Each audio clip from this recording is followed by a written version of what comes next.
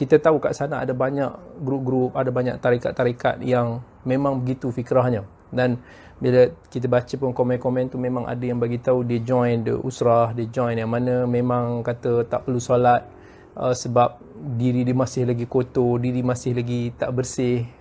Memang wujud rupanya. Ada juga yang solat tak payah pakai wuduk lah, macam-macam. So kita tengok sebenarnya fikrah ni semakin berkembang lah, dan orang-orang yang mempelopori ideologi ni pun bukan sikit-sikit lah dia punya follower dia.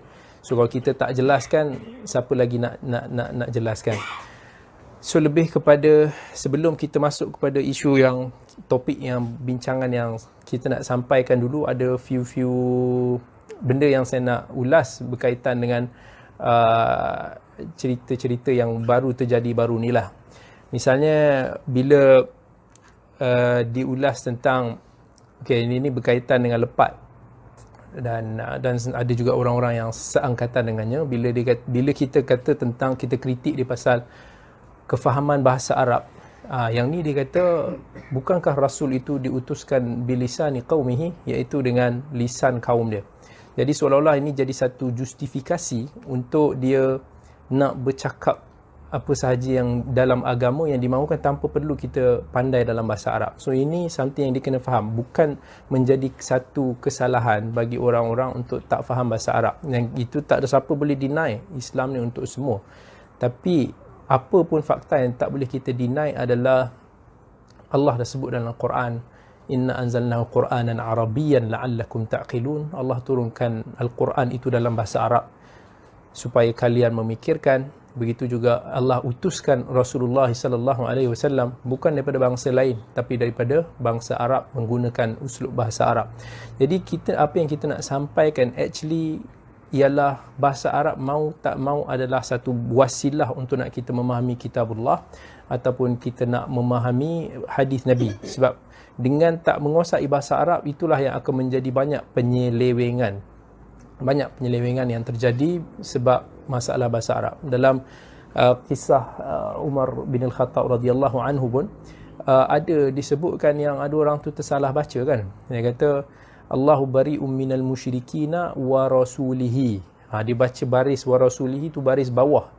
Maksudnya yang sebenarnya wa rasuluh, sebab sebenarnya adalah Allah dan Rasulnya berlepas diri daripada orang-orang musyrikin. Walaupun diakhirkan perkataan Rasul tu, tapi bila dibaca wa rasulihi, seolah-olah makna dia akan jadi Allah berlepas diri daripada orang musyrikin dan Rasul. Jadi beza besar tu dengan satu baris, dan tak nafi. Ini semua ada berkaitan dengan kekuatan kita bahasa Arab. Bukanlah kata kita nak kena jadi macam si Bawai, jadi pakar-pakar bahasa Arab ni.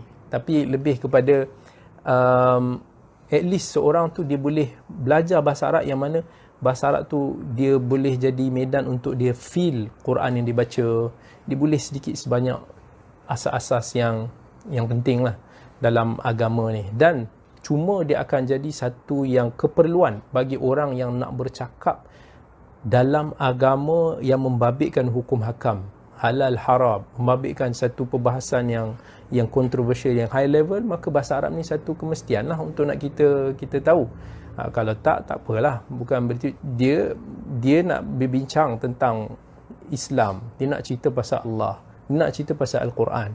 Kalau tak dia melalui bahasa Arab sendiri, bahasa Melayu uslub dia beza kan. Bila kita kata sebab tu bila kita tegur berkaitan, bila dia kata fawailul lil musallin alladhina hum an salatihim sahun, celakalah orang-orang yang salat,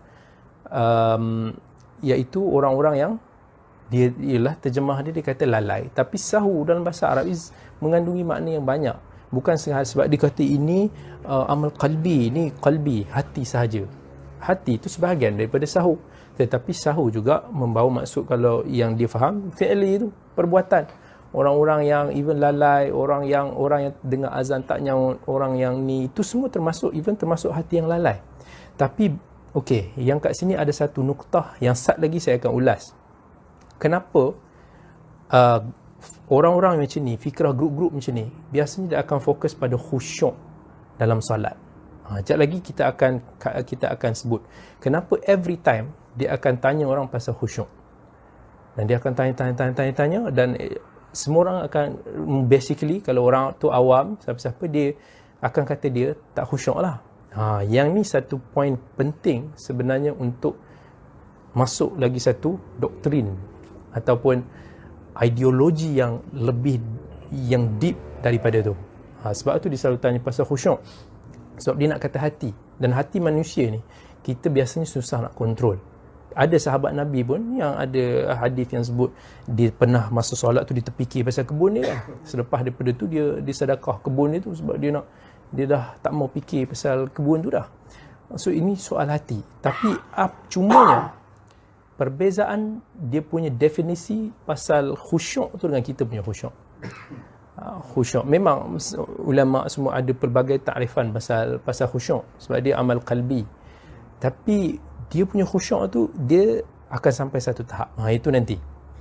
Tapi dalam ulama ahli sunnah semua bagi tahu khusyuk, dalam Quran pun ada sebut dia mesti akan refer kepada macam az-zul, satu rendah diri, as-sukun, maksud dari sudut dia tak bergerak, al-inkhifad dari sudut dia rendah. Sebab dalam Quran pun ada sebut wa khasha'atil aswatu lirrahman, maksudnya suara yang rendah, al-aswat wa khasha'atil, maksudnya khusyuk tu maksudnya rendah. Ini Allah Azza wa Jalla sebut dalam surah Taha ayat 108. Kalau dia pun nak sebut nombor, saya pun akan sebut nombor lah.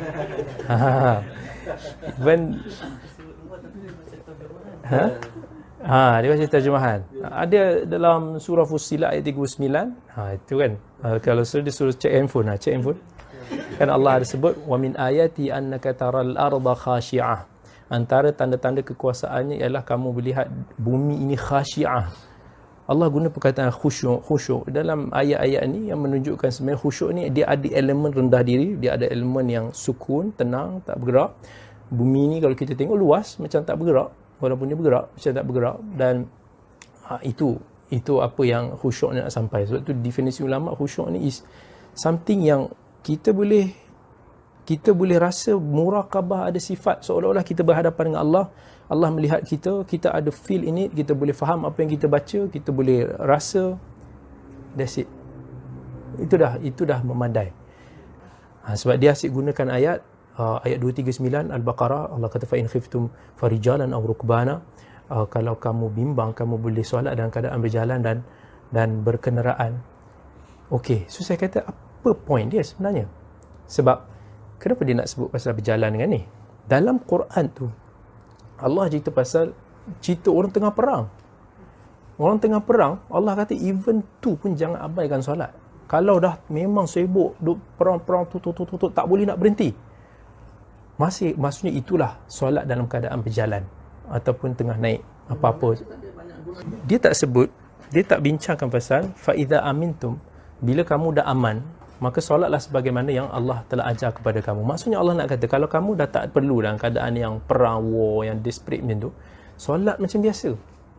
Solat macam biasa. Bukan so kat situ point dia apa sebenarnya? Sebab saya nak kata apa point dia daripada disebut ayat ni. Okey, bila kata pasal solat ni petik daripada surah Nabi Ibrahim ayat 40, Rabbi ja'alni muqimas salah. Solat tu dah ada pada zaman Nabi Ibrahim. Macam mana Nabi Ibrahim punya solat? Okey. So kat situ dia nak kata mesti para nabi dulu ada solat dia. So macam mana solat dia? Kan sebab ada orang kata kesamalah. Sebab Nabi Musa masa peristiwa Isra Mi'raj naik, dia kata apa? Dia kata kat Nabi Muhammad, umat kamu akan berasa berat solat. Dan lepas pun selalu concern pasal tu. Solat berat ke ringan? Kalau kita kata ringan, dia akan kata ayat 45 daripada surah Al-Baqarah. Atamuruna an-nasa bil birri wa tansawna anfusakum wa antum tatluna al-kitaba afala taqilun wasta'inu bis sabri was salah wa innaha lakabiratun illa 'alal khashi'in. So dia satu benda yang besar bagi orang-orang yang khusyuk. So khusyuk tu berat dalam konteks tu. So bila Nabi Musa kata solat ni berat bagi umat Muhammad, seolah-olah macam Nabi Musa punya solat tu sama dengan kita. Dia dah tahu rakaat tu. Okey. Yang tu tak diperincikan Al-Quran. Allah tak ada perincikan macam mana dia orang solat. Dan kita tak boleh ingkar ada syariat yang sama dan ada syariat yang berbeza. Syariat kita jangan jangkau apa yang Allah tak bagi tahu pada kita. Okey, dalam bab bertaubat. Syariat zaman Nabi Musa, cara bertaubat dia Allah kata apa? Faqtulu anfusakum dzalikum khairul lakum inda bari'ikum fataba alaikum innahu huwat tawwabur rahim. Surah Al-Baqarah ayat 54. Kan? Boleh tengok. Itu kena bunuh diri masing-masing. Untuk nak taubat, kita punya taubat tak perlu sampai ke tahap tu. Allah pun cakap likullin ja'alna minkum syir'atan wa minhaja. Setiap daripada syariat tu ada dia punya manhaj yang berbeza. Tapi yang penting solat macam mana Nabi ajar kita, sallu kama raaitumuni usalli. Oh, that fine. Tapi orang-orang makrifat ni, dia ini kita akan cerita, dia ada elemen yang kenapa kita sebut dia ni sebagai batiniyah. Batiniyah ni sebab dia always ada satu tafsiran, takwilan yang batin.